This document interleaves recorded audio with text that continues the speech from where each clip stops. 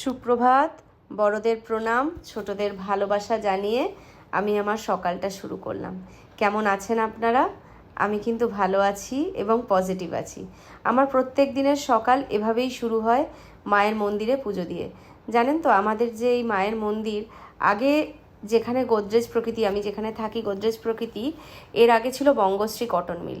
Bangashree cotton mill যখন গোদরেজ হাতে নিয়ে নেয়, প্রপার্টিটা হ্যান্ডওভার নিয়ে নেয়, এই মায়ের মন্দির কিন্তু তখন থেকেই ছিল। এবং এই মায়ের মন্দিরকে তারা নষ্ট করেনি, তারা এটাকে ঘিরেই আরও 17টা টাওয়ার তুলে ধরেছে। এবং আমাদের প্রত্যেক আবাসিকের আস্থা ভরসার জায়গা হচ্ছে আমাদের এই মায়ের মূর্তি, মায়ের মন্দির।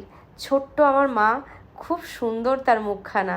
এই টানে প্রত্যেক দিন সকালবেলা আমি চলে আসি, মায়ের কাছে পুজো দিই। এবং বরাবরই জানেন তো, আমি শিবভক্ত, তো যার জন্যে এত সুন্দর শিবলিঙ্গ পেয়ে তার পুজো করার লোভ সামলাতে পারি না। সকালবেলা এভাবেই আমার দিন শুরু হয়, তারপরে আমি আমার যে কোনো কাজে হাত দিই। মা আমার এখানে প্রতিষ্ঠিত এবং নিত্য পুজো পান। আজকে সকালবেলা একেবারে বৃষ্টি দিয়ে শুরু হয়েছিল, পুরো চারিদিকটা সবুজ হয়ে উঠেছে, এত গরমও পড়েছিল, তারপরে এই বৃষ্টি সত্যি যেন প্রাণে আরাম দিল। আর চারিদিকটা তাকাতেও বেশ ভালো লাগছে, একটা চোখের আরাম পাওয়া যাচ্ছে। এই রাস্তাটা পেরোলেই আমার দোকান, জাস্ট অপোজিটেই। ঘরের খেয়ে ব্যবসা করা যাকে বলে না, সেইভাবেই আমি করি।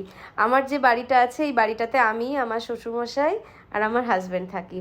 আর আমার যে দোকানটা, তার ঠিক উপরেই আমার বাবা মা থাকে।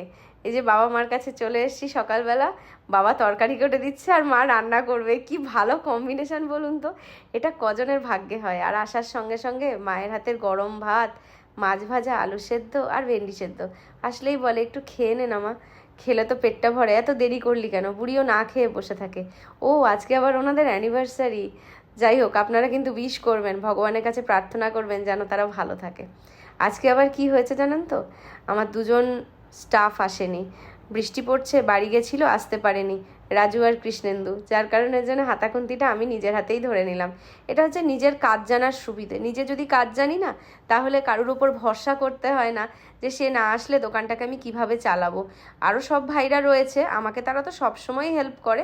আমি এসে ওদের একটু রিলিফ দিয়ে দিলাম, ঠিক আছে তোরা করছিস কর, আমিও তোদের সাহায্য করে দিচ্ছি।